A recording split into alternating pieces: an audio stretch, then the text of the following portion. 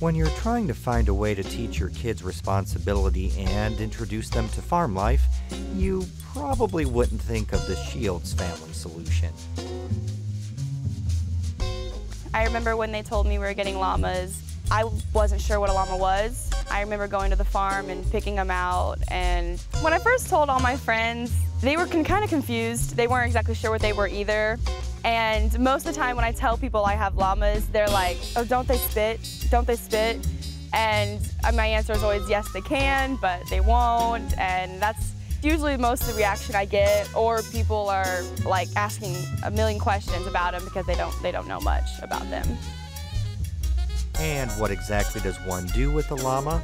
For Alex's mom, 4-H was a perfect place to start. It was something to do. It was something as a family that we all can be involved in. You know, you have the sport and one can coach and one can play, but it involved everybody. And as soon as we got enrolled in 4-H, our local host farm, she was ready to get out. So that was my first big step. We became a host farm first year out. Shortly after, Karen became the new llama mama of the Sonrise Llama Club. 11 years later, the 4-H group has grown leaps and bounds, recruiting kids from local communities.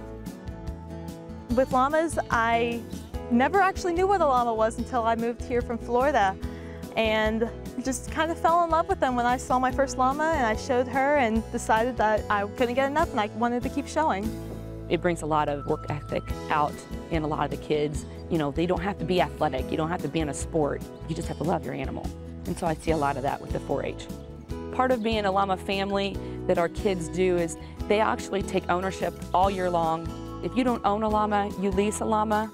It's very cheap because we want to get in as many kids as we can, and we want all of our llamas to be used. They have a day throughout the week.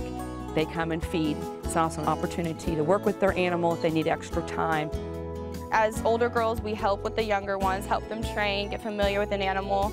A lot of it is teaching them how to take care of them, how to work with them.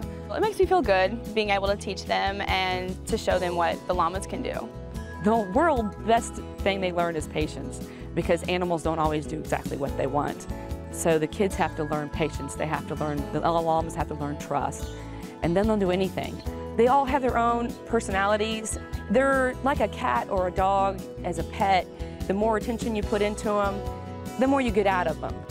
You can see a bond, and it's just amazing that they put so much time in. To inform the public, we'll take them down through the parades, and you hear, oh my gosh, it's a camel.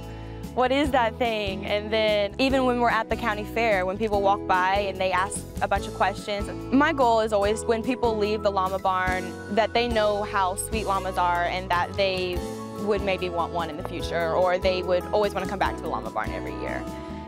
That community outreach extends far beyond the fairgrounds, including using the llamas as therapy animals. Grizzly has one of the very few gentle personalities. He has never spit nor kicked at me in his life, which makes him perfect for the nursing home that we take him to. We use them as therapy llamas to encourage the residents to be more active.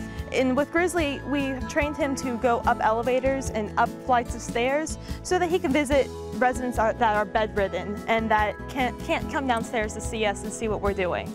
He seems to understand the difference between people like you and I and the elderly or disabled. He's much more calm around them than he would with me. He'll let them pet wherever they want to. And he loves them. He really loves them. And the llamas aren't just therapeutic for the community, they are life-changing for the members themselves. Being with llamas has definitely shaped my life. It has made me work for something. When you're in the ring, it's about you and how you've done with your animal.